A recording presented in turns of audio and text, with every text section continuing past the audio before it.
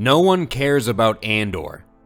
Okay, yes, people care about Andor, but less people care about Andor than any other live-action Star Wars show. And that's saying something in a world where the Book of Boba Fett exists. Viewership ratings for Andor are lower than the Book of Boba Fett, Kenobi, and The Mandalorian. The numbers aren't quite as bad as were originally reported last month, but Andor still finds itself in last place. It's no surprise that it's falling behind The Mandalorian, but Andor is a much better show than the Book of Boba Fett and Kenobi. And to be fair, The Mandalorian enjoyed the Baby Yoda boost, giving casual and non-Star Wars fans something to latch onto.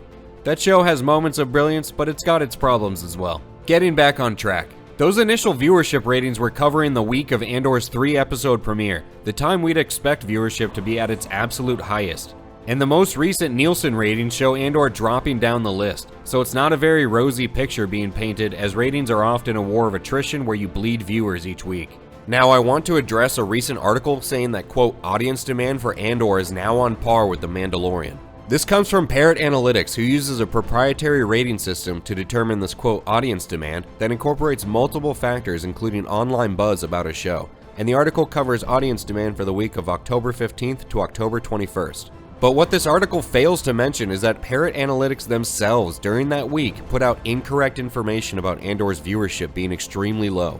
In other words, they measure a show's success in part by online chatter, they screwed up their number crunching and put out false data, the false data created online chatter about the show, then they came back the next week and said the show's seen an increase in people talking about it, but implying that the increase is actually in viewership.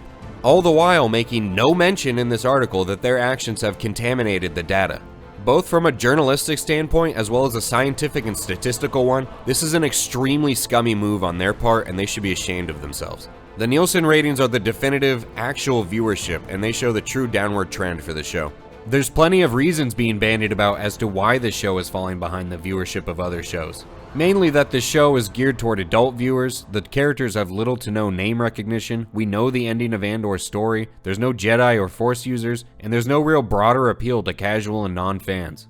But there's an unspoken reason that we think is also contributing, and that's the previous two Star Wars shows. The Book of Boba Fett's problems speak for themselves, but not enough was said about how longtime fans received Kenobi, which was largely mediocre to bad outside of a few moments where the show was trying to bribe viewers with nostalgic fan service. We think quite a number of viewers have simply checked out on these mediocre Disney Star Wars shows until something that really catches their eye comes around. And the saddest part of all of this is that Andor is arguably the best live-action Star Wars show so far, and it's certainly the most consistently good show. The ratings have been very good for Andor, and people who are watching, few though they may be, are loving it. The show is giving us a gritty, lived-in universe and following people that are the cogs in the machine that we don't see when we're following the more grandiose adventures we're accustomed to with Star Wars. It's a refreshing change and represents an opportunity to show people that any type of storytelling can be viable in the Star Wars universe.